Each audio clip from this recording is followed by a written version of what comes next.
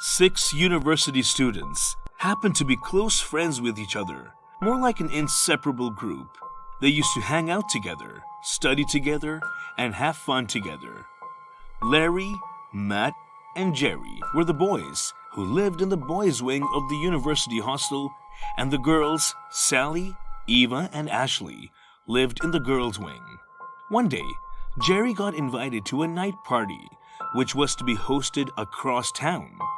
The party was hosted outside the university premises, and it was going to be a night party with only a few people invited.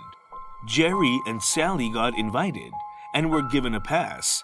Larry and Matt wanted to attend also, but only someone with a pass could invite someone else. Others didn't want to be left behind, so they all decided to get into the party through Jerry and Sally. The school authorities strongly warned the students against going out of the university premises during late hours for safety reasons. But this didn't stop the six of them from going out, as they always wanted to go for the thrill and fun. The night of the party, Sally didn't want to go. She was a little scared because of the theme, which was titled Slaughterhouse Fun Party, and also because the party was kind of a secret. Very few people were invited from their university, but Jerry encouraged her to come along, saying she wasn't going to be alone. The six of them would be going, so there was nothing to fear. They got ready and sneaked out of the university premises. They reached the party. It was a 20-minute drive away from the university premises. The party was fun, as it was hosted in the hall of a big mansion with many rooms in it. There were lots of drinks, and people were getting to know each other. As the party was on, many games were being played, and each winner was given a special cocktail after winning the game. As the party went on, Sally noticed that every 15 minutes a game was held, and those who won drank the special cocktail. And just after a while of gulping down that drink, they would go to the restroom. But the weird thing was that she hadn't seen any of the winners coming out of the restroom or in the party. It was like after drinking, they went to the restroom and never came out. In another 15 minutes, the next game started, and this time, Matt decided to play. Although Sally warned him not to participate in it, but she couldn't find a valid reason to convince him from playing. Matt played, and he won. He was offered the special cocktail. Before Sally could reach him to stop him from drinking, he had already consumed it. He smiled and continued dancing with the crowd. Sally explained her observations to Jerry and Eva. After hearing this, Jerry, Eva, and Sally decided to observe the next game. Suddenly, they saw Matt walking towards the restroom. Jerry went to him and asked him where he was going. He replied he was going to the restroom and that he would be back shortly. He went to the restroom, but after several minutes, when Matt didn't come out, it was like Sally's observations were coming out to be true. Jerry, Eva, and Sally went to the restroom to go check what was going on. And after checking out the restrooms, they found no one. Now that was strange.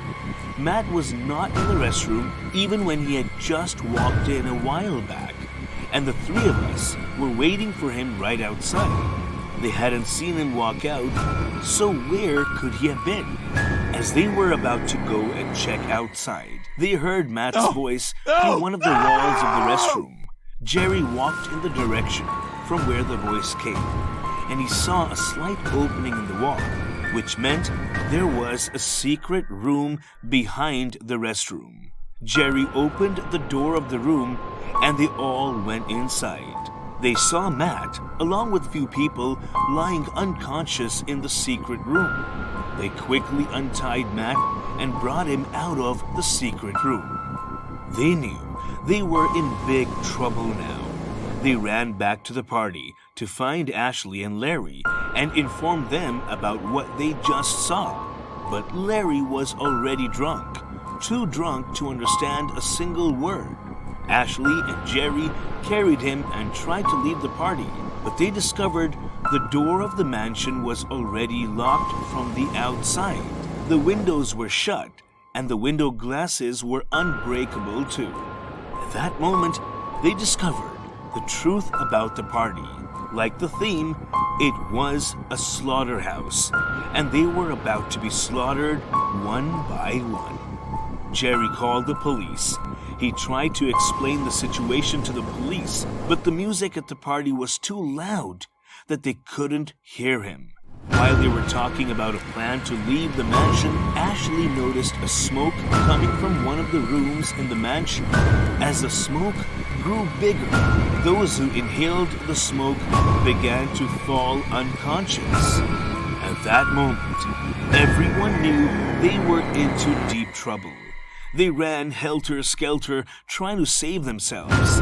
6 men came out of one of the rooms with a mask and aprons, holding a knife. Next thing, they began to stab people. It was a massacre, bloodbath, and everyone panicked. One of the men in the mask caught Larry and pinned him on the ground. Before he could stab Larry, Jerry came from behind and pushed the man away from Larry. The knife fell off his hand, and Larry and Jerry punched him hard that he fell unconscious. As the other men walked closer to finish off the rest, there was a loud explosion at the back of the mansion. The next thing, men with guns trooped in. They were dressed like the SWAT team. It was the FBI. Repeatedly, they shot down the men with knives and one was rescued. It was discovered that those men were a group of serial killers who killed people and sold their organs for money, and the FBI had been on their case for a while now. That night was a really bad experience of their lives. At the university, all the 6 got suspended for going against the school rules.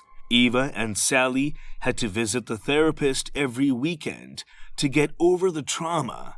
Though the others were able to hold it together, it was still a sad experience for everyone. Don't forget to subscribe and hit the bell icon for more videos.